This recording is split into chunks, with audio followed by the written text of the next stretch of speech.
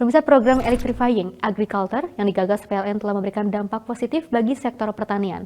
Hal ini mulai dirasakan kelompok tani Sarimani Tebu yang awalnya menggunakan penggiling tebu bermesin diesel di berbahan bakar solar, kini beralih ke mesin berbahan listrik.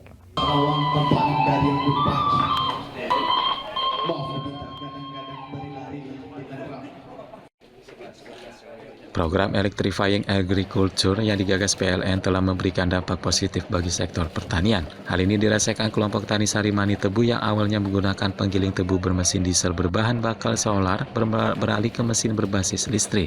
Alih teknologi ini berdampak pada penghematan ongkos produksi mencapai 68%. Sebelumnya biaya bahan bakar per bulan mencapai Rp5.400.000, kini bisa dipangkas menjadi Rp1.737.000. Total terdapat 200 kilang penggilingan tebu di daerah ini, baru 19 kilang penggilingan yang telah dikonversi ke tenaga listrik. Jadi kalau dengan tenaga diesel, kami mengadakan penggilingan sangat bising sekali, susah. Kemudian polusi udara, asap. Nah, diesel ini kan nantinya kan bisa merambat ke air tebu, jadi bisa air tebu itu kurang steril. General Manager PLN Unit Induk Distribusi Erik Rossi Priyonugroho pada menjelaskan, bantuan ini juga demi mendukung energi bersih lewat program tanggung jawab sosial dan lingkungan. Jadi tempat-tempat tertentu mempunyai masing-masing ciri khasnya, seperti misalnya di Lawang ini adalah petani tebu. Untuk petani di tempat lain misalnya padi, begitu ya, kita membantunya penggantian dari mesin dieselnya ke listrik untuk penggilingan padi. Erik menambahkan khusus di Nagari Lawang, tahun 2023 ini pihaknya membantu 16 unit mesin penggiling tebu bertenaga listrik yang diperuntukkan bagi 16 kilang tebu di daerah ini dengan total bantuan Rp485.244.000. Pemirsa, Kementerian Pariwisata dan Ekonomi Kreatif menyebut dampak pencabutan sementara bebas visa kunjungan baru akan diketahui secara jelas dalam 3 bulan ke depan. Meskipun terdapat penghentian sementara bebas visa, namun telah diberikan kemudahan melalui mekanisme visa on arrival.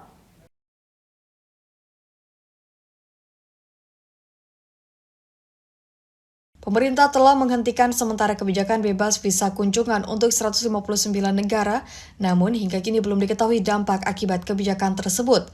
Kementerian Pariwisata dan Ekonomi Kreatif menenggarai hal tersebut baru akan diketahui secara jelas dalam 3 bulan ke depan.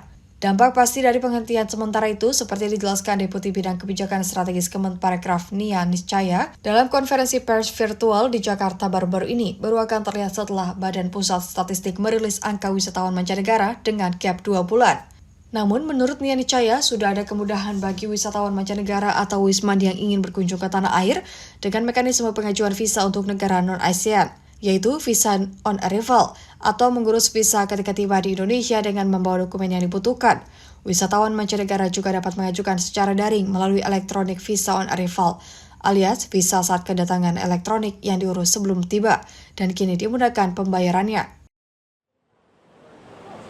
Adapun negara-negara subjek VOA ini ada 92 negara, jadi ini semoga memberikan hal yang positif gitu ya, dan tidak terlalu berdampak kepada jumlah kunjungan wisman. Penghentian sementara kebijakan bebas visa kunjungan untuk 159 negara diputuskan Menteri Hukum dan HAM Yasona Laoly atas beberapa pertimbangan, sebagaimana tercantum dalam keputusan Menkumham yang disahkan pada 7 Juni lalu. Dengan demikian, kini hanya 10 negara anggota ASEAN yang dapat melakukan kunjungan bebas visa.